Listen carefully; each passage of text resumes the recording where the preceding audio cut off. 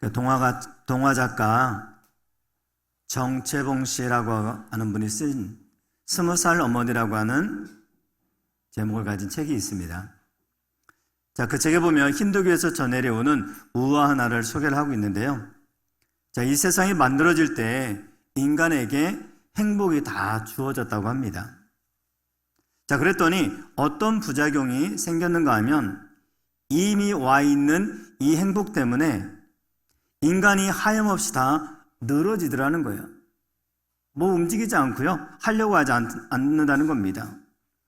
행복하려고 노력하지 않아도 이미 행복이 와 있으니까 애쓸 게 없더라는 거죠. 이러한 부작용을 보면서 제석천이라고 하는 신들의 그 우두머리 격인 이 신이 인간들에게 그러면 안 되겠다 해가지고 이 행복을 다 수거해 가버렸대요. 자, 근데 문제는 이 회수한 이 행복을 어디에다 숨겨 놓을까? 이것이 문제였던 겁니다. 자, 이런 문제를 가지고 신들이 모여서 회의를 합니다. 그래서 한 신이 이렇게 제안을 합니다. 자, 바닷속 깊은 곳에다가 감춰 놓읍시다. 자, 그 말을 듣고 제석천이 반대하면서 하는 말이 인간들의 머리가 얼마나 비상한데 그깟 바다쯤이야 금방 찾아낼 수 있을 거라고. 안 된다고. 다른 신이 제안합니다. 그러면 바다도 안 되면 높은 히말라야 산맥 정상에 감추면 어떻겠습니까? 그랬더니 제석천이 또 반대합니다. 인간들의 도전과 또한 탐험 정신은 따라갈 동물이 없다. 그러니 아무리 높은 곳에 숨겨 놓아도 그들은 오르고 다 찾아낼 것이다. 자, 그래서 이 공리 저 공리를 하다가 묘안을 하나 찾아냈다고 합니다. 자, 이 책의 내용이 이렇게 기록이 되어 있습니다. 인간들의 마음속 깊은 곳에 숨겨두기로 하자. 아무리 인간들의 머리가 비상하고 도전과 탐험 정신이 강해도 자기들 마음속에 숨겨져 있는 행복을 찾아내기는 쉽지 않을 것이다. 자, 이 행복이라는 것은 다른 데에 있는 것이 아니라 어디에 있다고요? 내 안에, 내 마음속에 있다는 것을 강조하기 위한 우화라는 거죠. 저자인 정채봉 씨가 그 책에서 이 우화를 설명을 하면서 자기가 어떤 사례를 들어서 설명을 하고 있는데요. 또 저자가 이렇게 글을 쓰고 있습니다. 나는 얼마 전 두 아이를 둔 주부의 짧은 수기를 읽었다. 이분의 글은 남편의 귀가 시간이 늦어서 아이들이 공부를 하지 않고 속을 썩여서 돈이 없어서 등 짜증 많은 나날 가운데 어느 날 갑자기로부터 시작이 됩니다. 어느 날 갑자기 머리가 깨질 듯이 아파서 병원에 가서 검사를 해보니 결과가 뇌종양으로 나왔다. 성공보다도 사망률이 훨씬 높은 수술 날짜가 잡히자 그녀는 집으로 돌아와 모든 것을 정리하기 시작했다. 빌린 돈이며 받아야 할 것이며 돌려줘야 할 것이며 제일로 많이 온 것은 옷장을 열어 아이들 옷을 정리할 때였다. 나중에는 다용도실로가 빈 세탁기를 돌리며 넋놓고 울었다. 자, 이 여인은요, 수술실로 들어가면서 남편에게 이렇게 이야기합니다. 여보, 미안해요. 그렇게 평소에 무뚝뚝하기로 소문난 남편이 그 이야기를 듣고 바닥에 풀썩 주저앉더라는 겁니다. 자, 그러나 이 여인의 뇌종양 수술은요, 다행히 성공적이었고 또 수술을 받기 위해서 머리를 깎게 됩니다. 그러자 큰아이는 저금통을 깨뜨려 가발을 사오고 작은 아이는 모자를 사오고 가족들에게 둘러싸여 병원을 나서는데 기쁨이 온몸에 낙엽처럼 임해가지고 떨리더라. 자, 이렇게 글을 맺고 있습니다. 자, 그 다음에 뇌종양 수술을 마친 이 주부의 멘트를 한번 보시기 바랍니다. 나는 지금 짜증낼 시간이 없다. 오늘은 아이들이 학교에서 돌아오면 어떻게 해줄까? 저녁 반찬은 무엇을 할까? 남편 마중을 나가서 무슨 장난말을 갈까? 온통 행복할 궁리에도 부족한 시간이다. 자, 마지막 이 구절이 참 가슴에 와닿는 것 같아요. 온통 행복할 궁리에도 부족한 시간이다. 여러분, 저자가 무엇을 강조하고 싶은지 아시겠죠? 갑자기 찾아온 뇌종양으로 인해서 가족의 일상이 다 붕괴됐고, 그 붕괴된 가족을 회복하면서 철저하게 깨달은 것이 뭐냐? 그동안 자기가 가정 안에서 누리고 있었던 일상의 작고 평범한 행복이 얼마나 소중한가를 비로소 깨닫게 되었다는 겁니다. 이 책을 쓴 정채봉 씨의 어머니는 그를 18살에 낳았다고 그래요. 그리고 동생을 20살에 낳다가 그만 어머님이 돌아가시게 됐다고 합니다. 자, 그는 어린 나이에 어머니를 여의다 보니까 평생을 어머니에 대한 사랑과 그리움을 늘 가슴 깊이 안고 살아왔다는 거예요. 자, 그래서 그 책 제목이 뭡니까? 20살 어머니. 자, 그리고 그분이 쓴 시 가운데 엄마가 휴가를 나온다면 이라고 하는 시가 있습니다. 제가 한번 읽어드릴 테니까 한번 들어보시기 바랍니다. 하늘나라에 가 계신 엄마가 하루 휴가를 얻어 오신다면, 아니 반나절 반시간도 안 된다면 단 5분, 그래 5분만 온데도 나는 원이 없겠다. 얼른 엄마 품속에 들어가 엄마와 눈맞춤을 하고 젖가슴을 만지고, 그리고 한 번만이라도 엄마하고 소리내어 불러보고, 숨겨놓은 세상사 중 딱 한 가지, 내가 억울했던 그 일을 엄마에게 일러 바치고 엉엉 울겠다. 여러분, 이 시 안에는 어머니를 어린 나이에 여의고 나서 늘 어머니를 사모하고 그리워하고 있는 아들의 마음이 그대로 녹아져 있는 거 아니겠습니까? 자, 이 시 속에 어머니라는 존재가 자신에게 있어서 어떤 의미인가를 잘 담아놓고 있더라는 거죠. 보세요. 숨겨놓은 세상사 중 딱 한 가지, 억울했던 그 일을 일러 바치고 엉엉 울겠다. 억울했던 일을 일러 바치고 엉엉 울 수 있는 품, 그것이 바로 우리 어머님의 품이고 어머니의 존재 아니겠습니까? 자, 이 글을 보면서 새삼 깨닫게 되는 것은 뭐냐면, 인간의 미련함이 뭐냐? 우리 일상에서 당연하게 누리고 있는 것들에 대해서 우리는 귀한 줄 모른다는 거예요. 늘 내 옆에 계실 줄 알아요. 늘 나를 돌봐줄 줄 알아요. 인간의 미련함이 뭡니까? 항상 우리 인간은 잃어버리고 난 다음에, 그리고 그때가 지나가봐야 그때가 그것이 소중하다는 것을 비로소 뒤늦게 깨닫게 된다는 겁니다. 지금의 이 소중함을 미리 깨닫고 우리가 누릴 수만 있다면 얼마나 좋을까요? 자, 그런 얘기가 있잖아요. 오늘 세상에서 가장 소중한 3가지 금 이야기를 들은 부자가 자기 아내에게 금원을 들려줍니다. 세상에서 가장 소중한 게 뭔지 알아? 황금이야, 황금. 황금, 정말로 빛나는, 요즘 금값이 정말 금값 아닙니까? 황금은 불멸을 상징한 것으로 보물 중에 으뜸과 같은 존재. 그러니 이 황금이 제일 소중해. 자, 그보다 또 더 소중한 게 뭡니까? 소금이라고 하더라고요. 소금이 없다면 음식에 맛을 낼 수 없고 음식을 저장할 수 없어. 황금보다 더 소중한 것은 소금이야. 자, 그런 소금보다 더 소중한 존재가 있으니 그것이 바로 지금이라는 겁니다. 지금.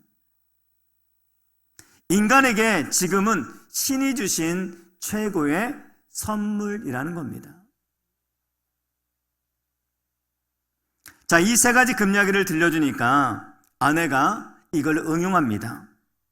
자, 그보다 더 소중한 것이 있습니다. 뭡니까? 현금, 지금, 입금. 자, 우리 아내들 참 지혜롭죠? 현금, 지금, 입금. 자, 그래서 남편은 이렇게 대답합니다. 방금, 쬐끔, 입금. 자, 오늘 여성분들은 현금, 지금, 입금 보내시고요. 남편들은 방금, 쬐끔, 입금. 자, 이것이 아름다운 가정 아닐까요? 이것이 세상사에서 우리가 누리는 소소한 기쁨이 아닐까요? 자, 부모님에 대한 생각도 마찬가지 아니겠습니까? 왜 돌아가신 후에야 무덤 앞에서 눈물을 짓느냐고요. 꼭 돌아가신 다음에 효녀가 나와요. 평상시는 전혀 상관이 없었는데 어느 날 갑자기 돌아가시니까 그렇게 효자예요. 혼자 다 울어요. 아직 기회가 있을 때 살아계시다고 한다면 살아계실 때 조금 더 돌아볼 필요가 있습니다. 자, 우리 부모님들이 이렇게 장수하시는 것이 얼마나 소중한 일인가를 좀 우리가 깨달으며 살았으면 좋겠다. 이것이 바로 어머니를 일찍 여긴 정채봉 씨가 가슴을 치면서 하는 이야기고, 그 마음과 글을 통해서, 그 시를 통해서 우리에게 담아내며 들려주고 있는 거 아니겠습니까? 자, 오늘 우리가 어버이 주일을 지키죠.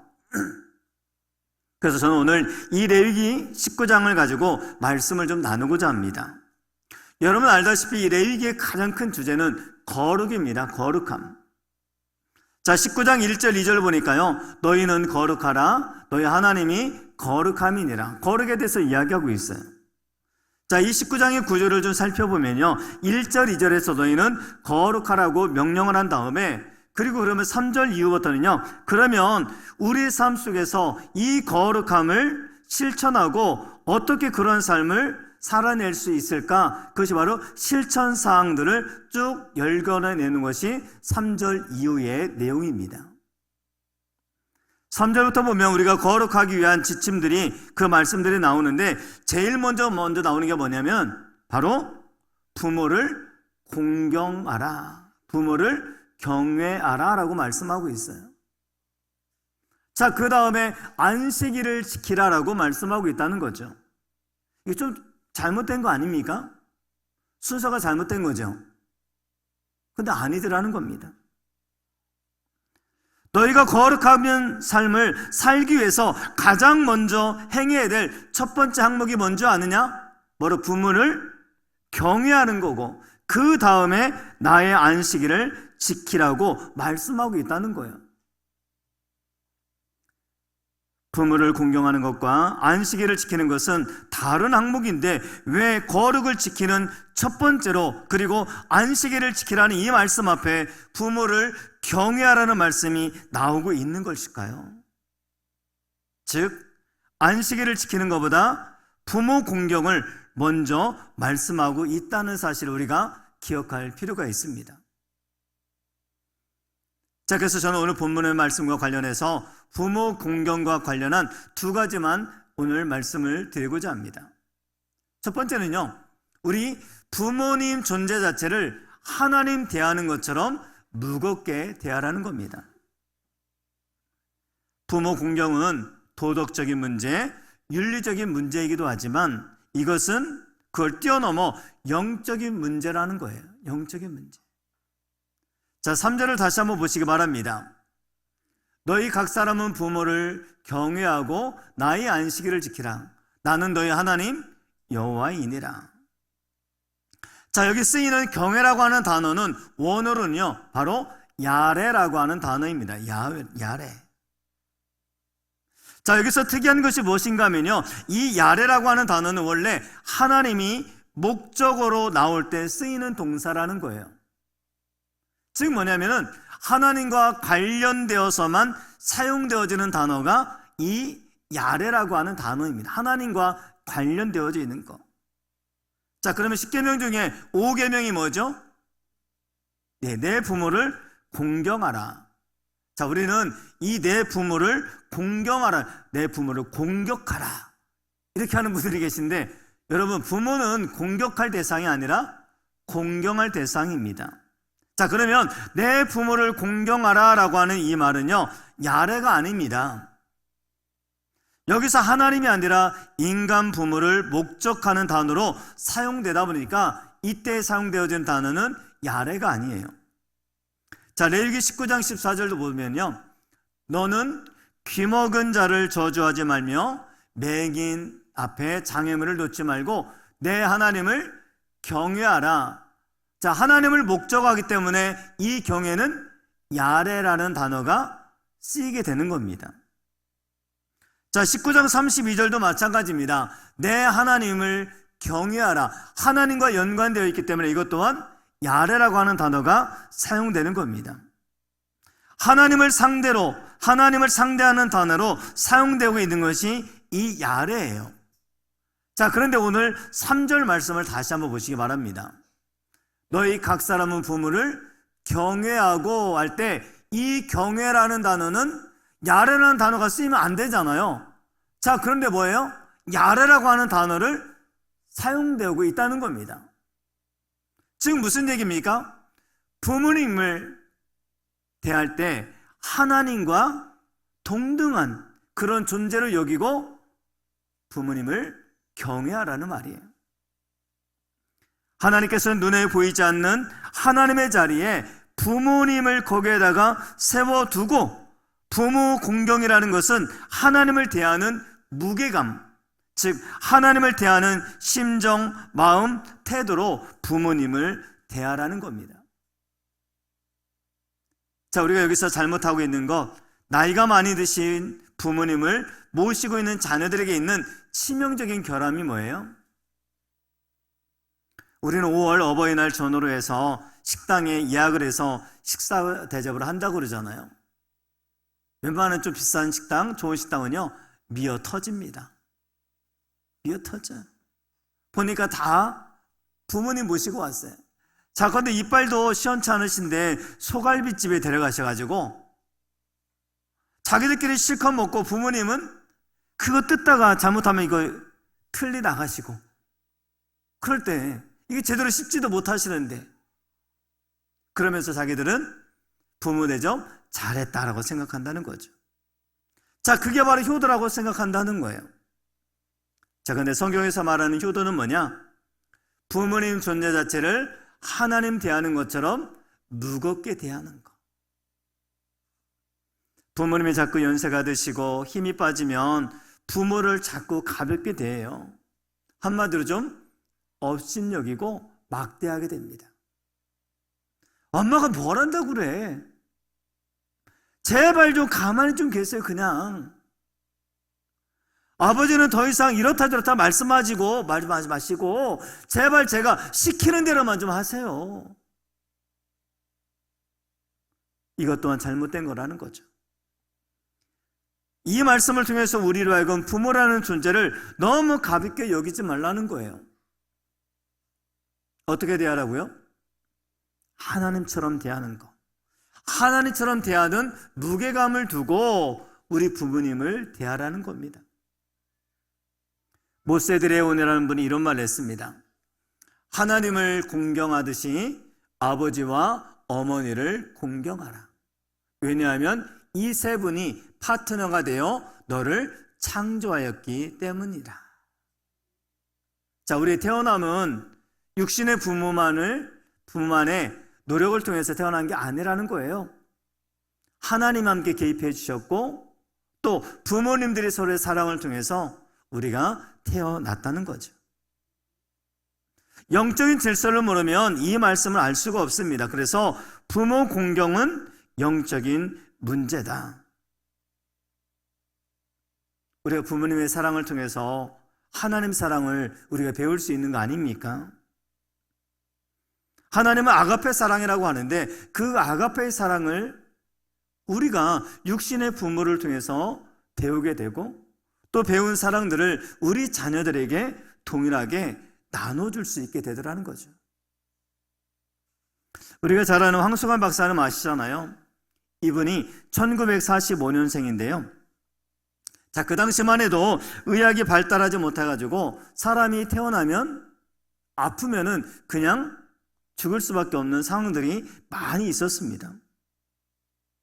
홍역. 자, 바로 황수관 박사가 이런 케이스인데요. 어릴 때 홍역이 와서 밤새 고열로 시달리다가 호흡이 끊어져 그만 죽음을 맞이하게 됩니다. 아버지는 그 죽은 아이를 이제 묻기 위해서 삽과 도구를 들고 기다리고 있는데 이 어머니는 이 아들을 놓지 못하는 거예요. 아버지는 죽은 자식을 그냥 둘 거냐? 빨리 내놓아라. 가서 산에 묻자. 이렇게 채근을 하십니다. 죽은 자식을 안고 있으면 뭐하냐? 내놓아라. 그래도 어머니는 내놓지 않는 겁니다. 자, 이 집안이 예수를 잘 믿는 집안이잖아요. 어머니가 믿음이 좋으셨다고 합니다. 어머니가 죽은 자식을 품에 안고 통곡하면서 절규를 합니다. 하나님, 내 아들을 좀 살려주십시오. 하나님, 이 아들 좀 살려주십시오. 맨 마지막으로 아들을 내놓기 전에 그 어머니가 충격적인 행동을 하십니다. 죽은 아들을 떠나보내면서 종기와 고름으로 지저분해진 얼굴을 그 어머니가 혀로 일일이 다 핥으셨다고 합니다. 왜 그랬을까요? 아마 마지막으로 죽은 자식을 이제 떠나보내면서 깨끗하게 해주기 위한 모성의 발동이었으리라고 생각이 됩니다. 그렇게 혀로 일일이 아들의 얼굴을 깨끗이 핥고 있는 중에 기적이 일어난 거예요. 죽어있던 아들의 갑자기 얼굴이 화색이 돌아오고 호흡이 돌아오고 손가락이 움직이기 시작하고, 그래서 이 아기가 다시 살아난 겁니다. 그게 누구냐? 바로 이 황수관 박사님이에요. 자, 이야기를 들으면서 제 마음도 정말로 먹먹해지더라고요. 자, 이 황수관 박사를 살려낸 것은 다름 아닌 어머니의 사랑. 어머니의 사랑이 녹아지다 보니까 그 죽은 아이도 살려내는 역사가 일어나더라는 거죠. 저와 여기 앉아 계신 여러분들 중에 이러한 부모님의 사랑을 받지 않는 사람이 누가 있습니까? 하나님이 우리 어머니들에게 맹목적인 사랑을 주신 것은 우리가 이 땅을 살면서 하나님의 맹목적인 사랑, 이 십자가의 사랑, 무조건적인 아가파의 사랑을 조금 맛보게 해주시려는 하나님의 배려인가 보다라는 생각을 갖기도 합니다. 자, 영적인 눈으로 부모님의 사랑을 우리가 깨닫게 되어진다고 한다면 그 뒤에는 반드시 십자가의 사랑이 있다는 것도 깨닫게 되어질 수 있기를 주님의 이름으로 축원을 드립니다. 그런데 오늘날 되어져 가고 있는 상황들을 영적인 눈을 열고 보면 그렇지 못하잖아요. 얼마 전에 어떤 기사를 하나 봤는데요. 갈수록 증가하는 노인학대. 학대 행위자는 예전에는 일반적으로 아들이었대요. 여러분, 아들하고 잘 자시기 바랍니다. 함부로 끼고 자다가 혹시 그 아들이 나를 때릴 수도 있어요. 자나깨나 아들 조심. 자, 그런데 아들보다 더 조심할 분이 있어요. 누구냐? 배우자래요. 자나깨나 배우자. 여러분들은 적과에 동침하고 있는 분들이 많아요. 조심하시기 바랍니다. 자, 여러분, 오늘날 자녀들이 부모님의 학대의 원래 주범이었대요. 자, 근데 이것이 어느 순간부터인가 배우자에게, 그래서 배우자가 서로가 서로를 존중하기보다는 서로가 서로를 학대하는 관계로 바뀌어지고 있더라는 거죠. 배우자가 한 학대가 계속해서 높은 비중을 차지하고, 뿐만 아니라 우리 자녀들이 부모를 학대하는 것들이 계속 증가하고 있는 상황이라는 겁니다. 남도 아닌 친족이 가해자이다 보니 학대 발생 장소가 어디예요? 가정. 양로원이나 요양원 등 생활시설 노인학대는 좀 비중이 한 5% 정도로 작은 추세입니다. 그런데 계속해서 느는 추세라고 그래요. 자, 이것을 영적으로 보지 않고는 해석할 길이 없습니다. 그럼 영적으로 어떻게 해석할 수 있을까요? 로마서 1장 28절을 보면요, 또한 그들의 마음에 하나님 두기를 싫어해요. 즉 하나님을 자꾸 밀어내다 보니까 어떤 일들이 있느냐? 합당하지 못한 일들이 계속 발생되고 있다는 겁니다. 합당하지 못한 일의 대표적인 일이 뭡니까? 자녀들이 부모님을 학대하고, 또한 부모와 부모들이 서로가 배우자들끼리 서로 학대하는 일들이 일어나고 있더라는 거죠. 한마디로 말하면 부모님을 또 함부로 대하고 부모님의 존재를 무시하는 상황들이 일어나고 있다는 겁니다. 오늘 여러분에게 심각하게 한번 묻습니다.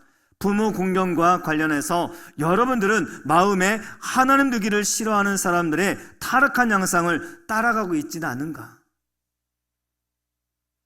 아니면 창조 질서에 따라서 하나님의 말씀 아래에 있어서 부모님이 아무리 연로하시고 정신이 없으시고 심지어 치매가 와서 혼미하다 하더라도 여전히 부모님은 하나님과 같이 무겁게 대해야 될 존재다라고 생각하면서 부모의 존재를 하나님과 같이 무겁게 대하고 있느냐는 거죠. 스스로 한번 돌이켜보셨으면 좋겠습니다. 다시는 나이 드셔가지고 모르면서 이렇다 저렇다 말씀하지 마시고 모르면 좀 그냥 가만히 계시라고. 뭐 그리 말씀이 많으시냐고. 아버지는 그냥 내가 하라는 대로만 하고 가만히 계시라고. 제가 다 알아서 하겠다고. 여러분, 이거는 것은 하나님이 싫어하시는 불신앙의 언어란 사실을 여러분 기억하시기 바랍니다. 여러분은 하나님께 그렇게 대하십니까? 하나님 좀 가만히 계세요. 제가 다 알아서 할 테니까 이렇게 저렇게 하라고 하지 말고 제발 좀 그냥 가만히 두세요. 내가 알아서 할 테니까. 여러분, 하나님을 위해서 그렇게 이야기하시냐는 거죠. 자, 이것은 다 죄된 성품에서 나오는 것이다라는 사실을 깨달으시기 바랍니다. 자, 우리 부모님을 하나님의 자리에 올려놓고 우상으로 만들라는 거 아니에요. 하나님의 자리에 올려놓으시고 하나님을 대하는 마음을 가지고 태도와 정성을 다해서 부모님을 대하라는 겁니다. 자, 그런가 하면 두 번째로 부모 공경과 관련해서 두 번째 포인트가 뭐냐면요, 받은 사랑에 대한 후불 행위라는 겁니다. 여러분, 이것은 누구나 다 알고 있는 뻔한 이야기 아닙니까? 모르는 사람 있으세요? 여러분, 이 뻔한 이야기를 제가 왜 다시 한번 이야기합니까? 뻔히 알고 있으면서도 실천하지 않으니까 다시 한번 이야기를 하는 겁니다. 다 디모데전서 5장 4절 한번 보시기 바랍니다. 부모에게 보답하기를 배우게 하라.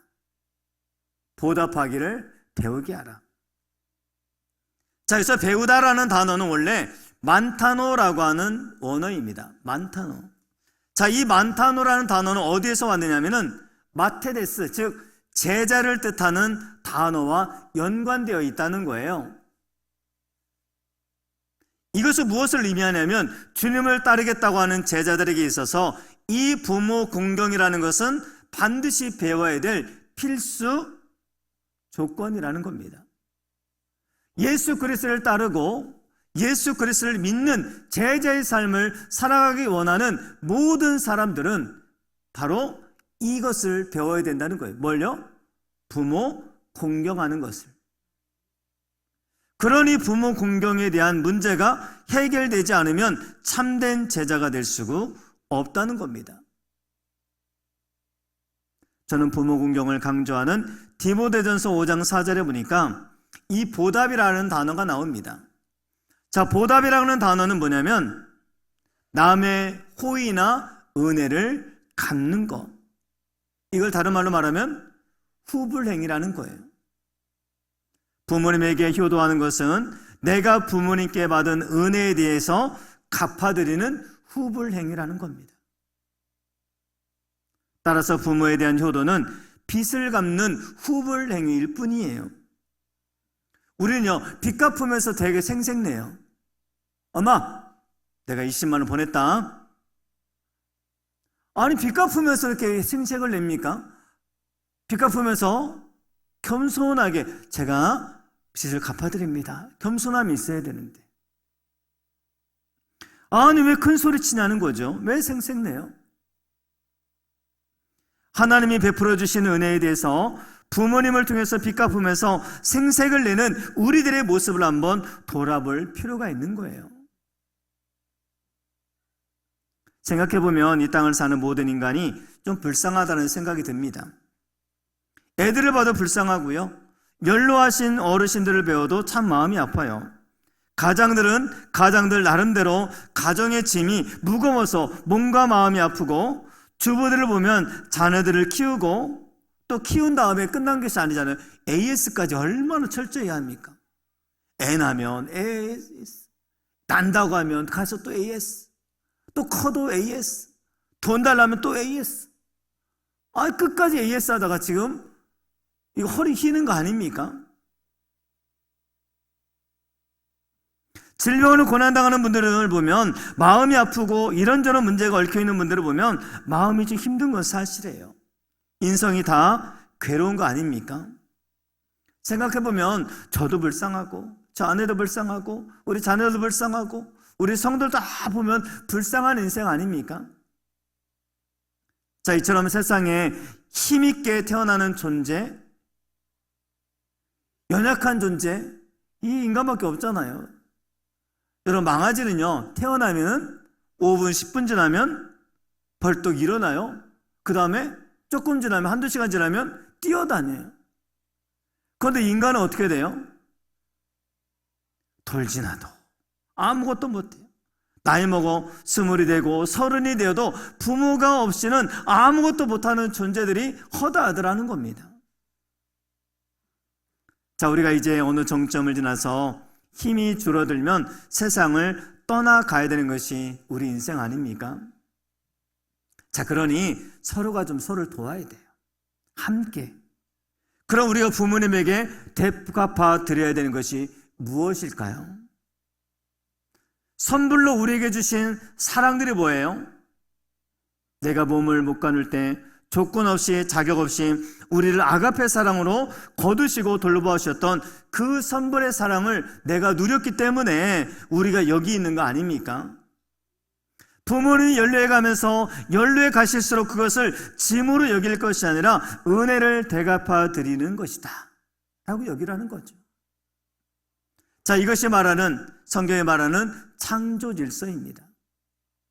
그런데 여기서 우리가 문제가 뭔지 아십니까? 자식은 어느 정도 예측이 된다는 사실이에요. 자, 그런데 부모는 예측이 안 됩니다. 그래서 이런 말이 있죠. 부모는 내가 철들 때까지 기다려주지 않는다. 에픽하이라고 하는 그룹의 일원으로 타블로라고 하는 가수 아시죠? 예전에 스탠포드 대학교를 나왔는데 학위를 위조했다고 하는 소송도 걸리고 여러 가지 힘들고 어려운 시간들을 보냈어요. 자, 언젠가 이 가수가 방송에 나와서 자기 아버지에 관한 이야기를 하는데 그 이야기를 들으면서 가슴에 먹먹함을 느끼게 돼서 여러분과 잠시 한번 나누고자 합니다. 아버지에 대해서 이렇게 시작을 하더라고요. 한번 잘 들어보세요. 아버지가 쓰러지던 날이 바로 제 학위 논란이 시작된 날이었습니다. 스트레스를 너무 많이 받으셔서 뇌 농양이 엄청나게 생기셔서 수술하고 제거하시고 회복하시기 위해서 긴 시간 병원에 입원해 계셨습니다. 자, 그러시다가 올해 3월에 갑자기 쇼크가 오셨고 제가 도착했을 때는 이미 의식이 없으셨습니다. 아버지가 돌아가시기 전에 수술하고 잠깐 병원에 계셨을 때 다른 환자들뿐이 태블릿 PC, 손에 들고 있는 큰 핸드폰보다 더 큰 태블릿 PC를 가지고 영화도 보고 인터넷을 하고 보고 하는 것이 부러우셨나 봐요. 사실 저는 아빠가 그런 것에 관심이 있는지조차도 몰랐습니다. 어느 아빠가 태블릿 PC를 사달라고 하셔서 아빠에게 드리고 그 작동법을 다 가르쳐 드렸죠. 그리고 옆에다가 작동법도 다 써놓았습니다. 어느 날 일 문제로 일을 하고 있는데 아빠가 전화를 주셔서 작동법을 모르겠다라고 물어보셨는데 제가 설명을 하다가 30분 동안 똑같은 걸 물어보셔서 약간 짜증이 났어요. 그래서 아빠, 제가 거기 설명 다 써드렸잖아요. 아빠, 제가 다 설명해 드렸잖아요. 그랬더니 아빠가 웃으시면서 내가 예전엔 이런 거 참 빨리 배웠는데 이제는 좀 어렵다야. 아빠, 제가 지금 바쁘니까 나중에 다시 설명해 드릴게요. 그리고 얼마 있지 않아 이 아빠가 돌아가셨다고 합니다. 오랜 병원 투병 후에 아버지가 계신 병원에 가서 유품을 챙기다가 책상 속에서 책을 한 권 발견했는데 그 책 제목이 이랬습니다. 태블릿 PC 정복하기. 아들한테 물어보니까 자꾸 못 알아듣는다고 핀잔을 주니까 혼자서 공부를 하시겠다고 한 것을 그 아들이 아버지가 돌아가신 다음에야 발견한 거예요. 이 대목에서 이 아들이 울면서 하는 이야기가 무엇인가 하면요, 그 책이 거기 있는데 그 책이 너무 외로워 보이는 거예요. 이 젊은 가수가 학력 위조 문제로 집요하게 괴롭힘을 당해서 상처를 많이 받았는데 그 상처들은 시간이 지나니까 다 치유가 되더라는 겁니다. 그 다음 이야기를 한번 들어보시기 바랍니다. 지난 몇 년 동안 있었던 많은 일들을 현실로 마주보고 받아들이고 극복을 어느 정도 다 했습니다. 음악을 하면서 잃어버린 것들은 다 돌아올 것이고, 그런데 돌이킬 수 없는 우리 아빠 일은 아직도 제가 현실로 받아들일 준비가 안 되어 있습니다. 우리가 부모를 공경하는 것, 몰라서 안 하는 경우가 거의 없죠. 오늘 예수를 믿는 우리는 이것을 영적인 문제로 받아들이고, 하나님, 내가 내 연로하신 부모님에 대하여 그 존재감을 하나님만큼 무게감을 가지고 업심여기거나 가볍게 대하지 않고 내 부모를 존귀하게 대하겠습니다. 자, 이 깨달음만 그칠 것이 아니라 그렇게 할 수 있는 힘을 얻어야 그것이 실행 가능하더라는 거죠. 성령님이 우리의 마음속에 이런 깨달음을 주실 뿐만 아니라 깨달은 대로 우리 부모님을 공경할 수 있는 힘을 주시기를 원합니다. 더 늦기 전에. 자, 오늘 말씀의 제목을 행복한 가정을 위해서 주시는 지침이라고 정했죠. 부모에 대한 우리의 생각과 태도가 교정이 되어지면 그 복이 내게로 온다는 것입니다. 에베소 5장 6장 2절 3절의 말씀 보니까요, 내 아버지와 어머니를 공경하라. 이것은 약속 있는 첫 계명이니 이로써 내가 잘되고 땅에서 장수하리라. 자, 이것이 바로 창조 질서고 잘되는 축복을 입는 겁니다. 저는 오늘 여러분에게 성경 구절 마지막 한 구절을 읽어드리고 오늘 말씀 마칩니다. 너희가 노년에 이르기까지 내가 그리하겠고 백발이 되기까지 내가 너희를 품을 것이라. 내가 지었은즉 내가 업을 것이요 내가 품고 구하여 내리라. 이 땅에 모두 연로하신 어르신들에게 이사야 46장 4절의 축복이 임하게 되기를 주의 이름으로 축원을 드립니다.